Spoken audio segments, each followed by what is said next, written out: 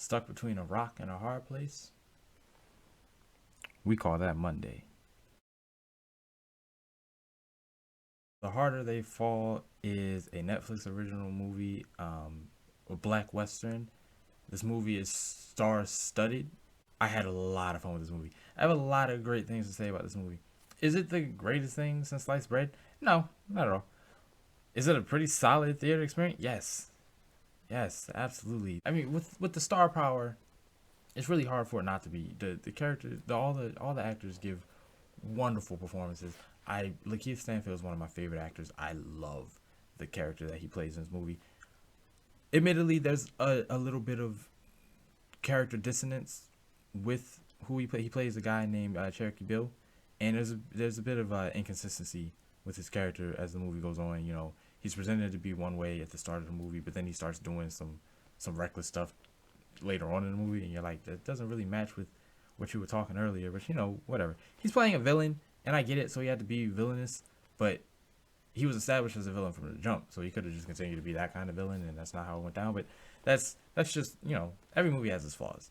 Idris Elba is playing an amazing villain as well. He plays Rufus Buck. General plot is that Jonathan Majors' character has beef with Idris because Idris came into his life when he was a kid and wronged him in a pretty extreme way. I won't say how he did it, but Majors is looking for Idris.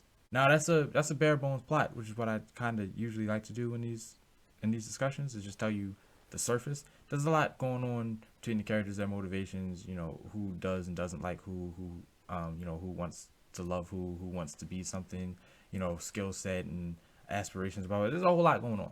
The fight scenes are great. The gun work is fantastic. Now what I do love about westerns is the cowboy thing, like the gunslingers and everything like that.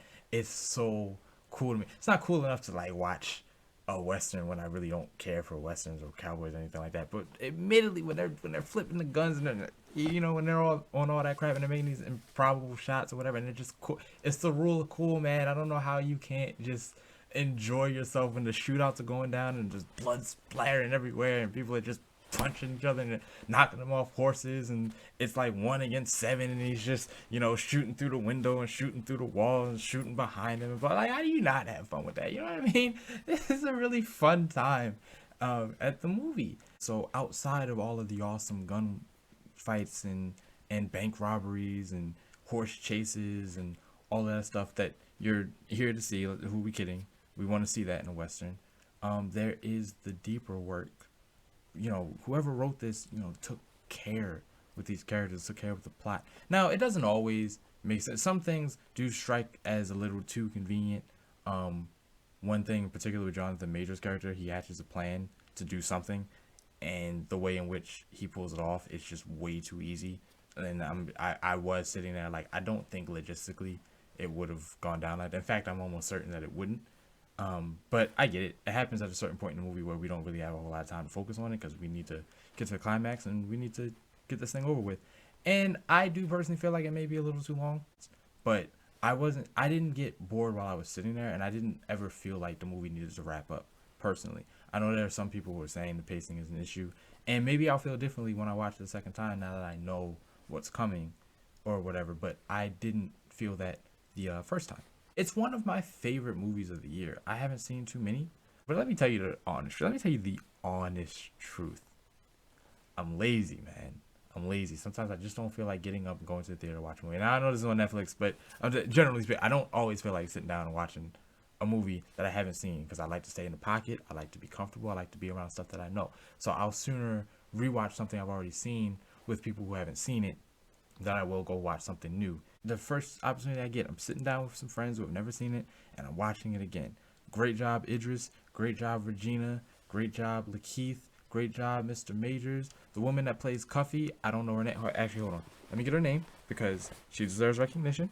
Give me 1 second. I'll have it by the next cut. Danielle Deadweiler. I loved Cuffy. I loved her portrayal of Cuffy. So, I don't think that was a bad performance in this movie. If you don't like westerns at all, like if you're completely like opposed to them, I mean, it's a western. It's gonna have the western tropes. It's gonna have the stuff that happens in those kind of movies. If that's not your thing, I mean, this movie isn't gonna persuade you. 1,000,000,001 different westerns in the world. If you've seen a bunch and none of them have made you like them, then this isn't gonna make you like westerns. But if you don't have a problem with that, you're just looking for a great movie to watch. Yeah, go watch this. I usually don't get into the whole identity politics things. But it is nice to have a black cast putting on a western, and these are all real people, which means that this is part of actual history, and that has its place, that has its importance, and I'll acknowledge that here, even if it's not particularly a selling point to me. I'm glad that my people have this now, and I've been saying for a long time that I'm tired of black movies where all we keep getting is slave stuff and civil rights stuff and revolutionary stuff or whatever. Like I want like regular adventures that other people get. I want Narnia and Game of Thrones and Star Trek and whatever, but with black people. I want to see us go on those kinds of adventures. So now we have a western where it's us doing it, and I'm on board. So if you liked listening to me talk about nonsense for however long this video is, like, comment, share the video if you would like to, subscribe, and I'll see y'all next time for whatever it is I'm going to talk about next. All right, later.